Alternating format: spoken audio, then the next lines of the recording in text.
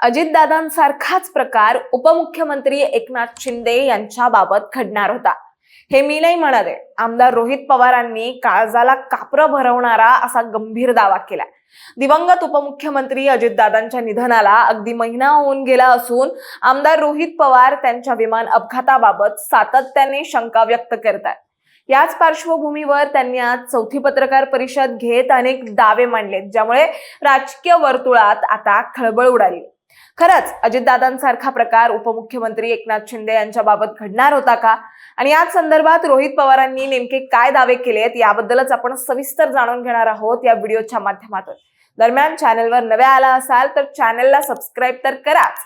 त्यासोबतच आमचं नवं व्हॉट्सअप चॅनलही सुरू झालंय.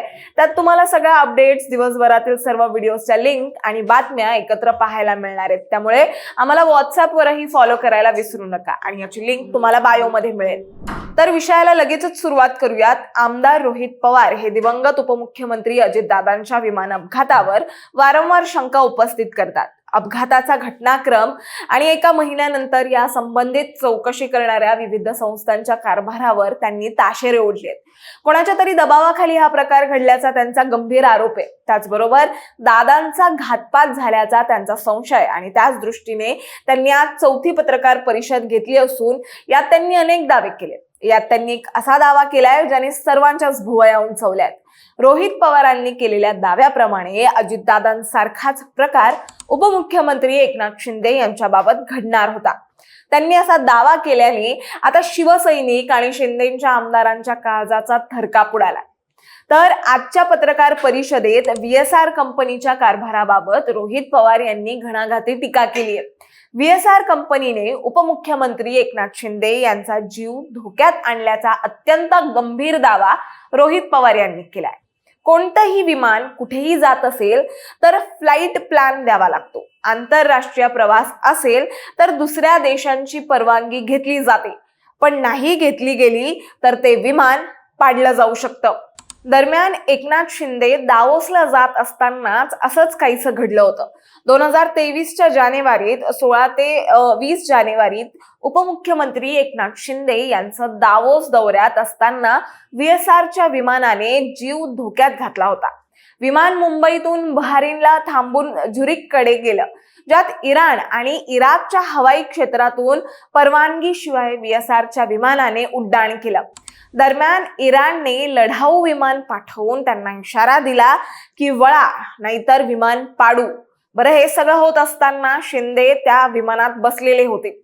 एवढंच नाही तर इराकनेही असाच काहीसा इशारा त्यावेळी दिला होता. त्यामुळे अर्ध्यातून विमान बहारेनला परत घेऊन जाऊन परवानग्या घेतल्या गेल्या आणि नंतर उड्डाण झालं, अशी माहिती रोहित पवारांनी दिली आहे.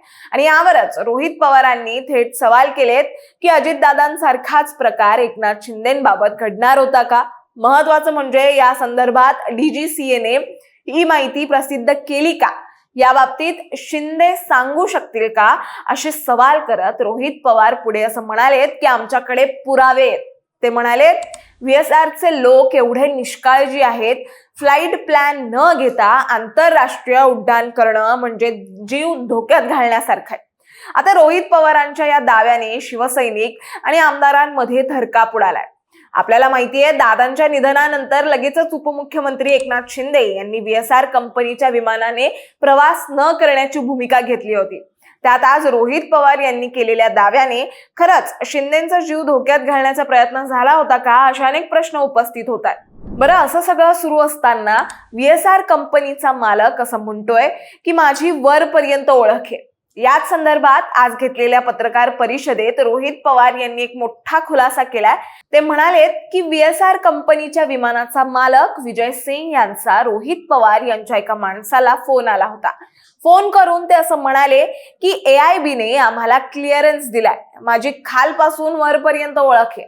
अजूनही सरकारमधले लोक आमचे विमान वापरतायत आणि अजूनही विमान उडतायत, असं संभाषण रोहित पवार यांनी सांगितलंय. त्यामुळे विजय सिंगचे व्हॉट्सअप रेकॉर्ड काढा, तो कोणाकोणाला भेटला तेही तपासा आणि महाराष्ट्र सदनामध्ये जाऊन तो कोणाला भेटला त्याची माहिती घ्या, अशी मागणी रोहित पवारांनी यावेळी केली आहे. एवढंच नाही तर ते म्हणालेत की अपघातापूर्वी बारामती विमानतळाची रेकी झाली होती का, हेही तपासणं तितकंच गरजेचं आहे. पण तुम्हाला काय वाटतं, रोहित पवारांच्या दाव्याप्रमाणे खरोखरच शिंदेसोबत असं काही झालं असल्यास शिंदेंना विशेष दक्षता घेण्याची गरज आहे का? आणि एवढे प्रकार होत असताना अद्यापही सरकारमधले मोठ्या पदावरील नेते याच विमान कंपनीचा वापर कसा करतात?